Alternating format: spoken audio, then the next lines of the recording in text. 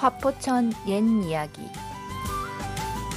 산골짜기에서 손으로 못 심던 질레떼.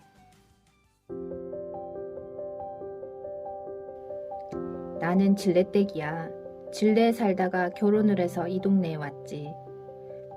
논농사를 산골짜기 골짜기에서 지었어. 두 사람이 양쪽에 서서 줄을 잡고 있으면 나머지 사람들이 줄을 지어 모를 심었던 게 기억나. 지금은 상자모를 하지만 예전에는 다 손으로 했지. 지게에다가 모를 지고 올라가서 논에다가 지프로 묶어서 모를 던져 놓는 거라. 손으로 모를 심었던 시절이 우리 결혼해서 초기였던 것 같아. 지금처럼 양수기계도 없었고 그리 농사를 짓는 거를 천수답이라고 했어. 비가 와야지 농사가 가능한 게 천수답이야. 산 밑에 있는 경지 정리가 안 된 논이었지. 경지 정리가 된 논은 네모 반듯한 논이고 경지 정리가 안 된 논이 다락논이지.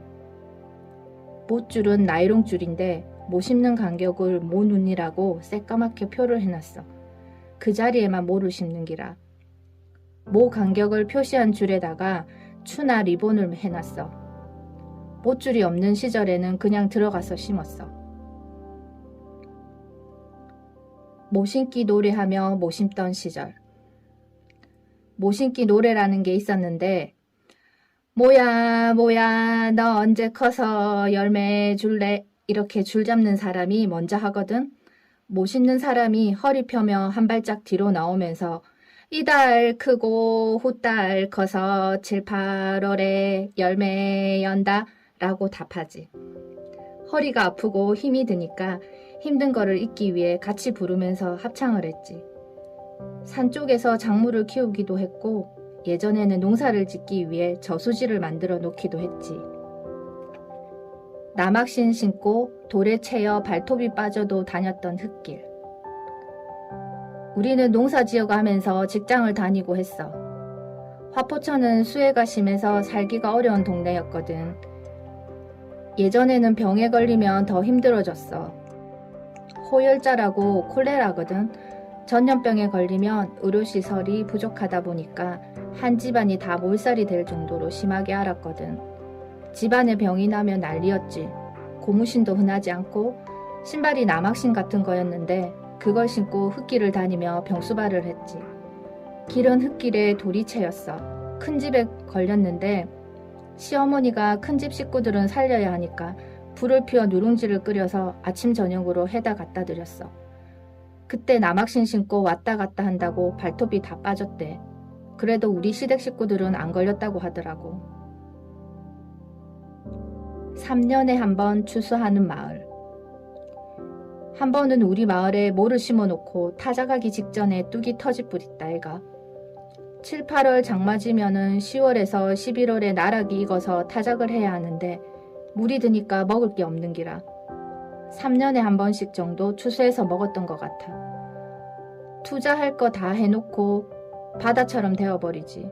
수해를 매년 당하다시피 하는 동네가 우리 마을이었어. 물이 들어 반은 썩고 반은 겨우 먹을 정도였던 벼.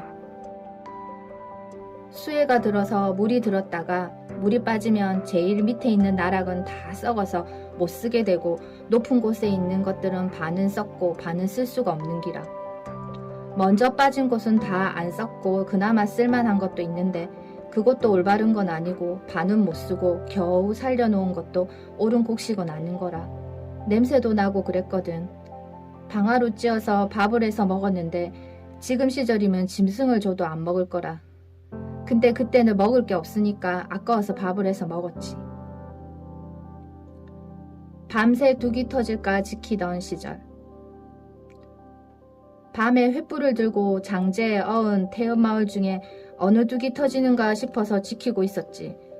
젊은 시절이었는데 밤에 남자들은 전부 다 나가서 지키고 있었지.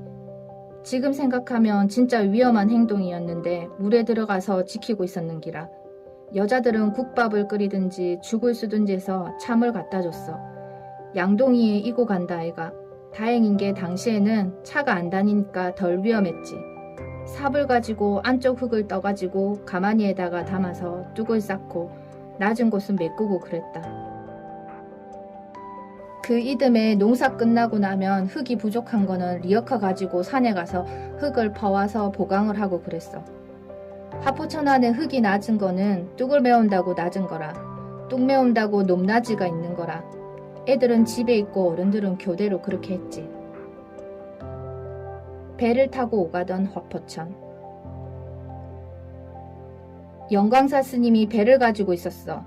한쪽 노만 젓는 배였는데 오른쪽을 저어서 방향을 잡고 그 다음에 바람이 분다 애가.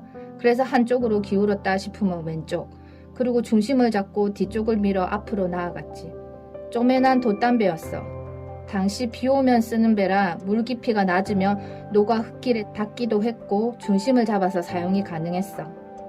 큰 배는 김해군에서 내주더라고. 다른 동네에서는 줄로 강둑 양쪽으로 묶어두고 저쪽 편에서 필요하면 양쪽 편에서 땡겨서 쓰기도 했대. 양쪽으로 왔다 갔다 했던 거지. 갈 때는 소가 못 먹도록 새밭을 관리했어. 소 풀하려고 베어가는 사람이 있으면 못 베도록 지키기도 하고, 그래야 가을에 쓸 수 있거든. 기계로 베는 게 아니고 큰 제낫을 가지고 와서 베고 밑을 추리면 깨끗하거든. 초가집은 지프로 이형을 엮지만 이걸로 이형을 엮으면 20-30년은 더 가. 이게 새나리 집이야. 기와처럼 오래는 아니어도 30년 이상 지붕이 가능해. 짚은 사가서 1년 이상 못 쓰거든. 김해 FM 달팽이 방송국에서 들려드린 하포천 옛 이야기. 다음 시간에도 하포천 습지 마을 이야기로 찾아오겠습니다. 지금까지 진행의 조수진이었습니다. 감사합니다.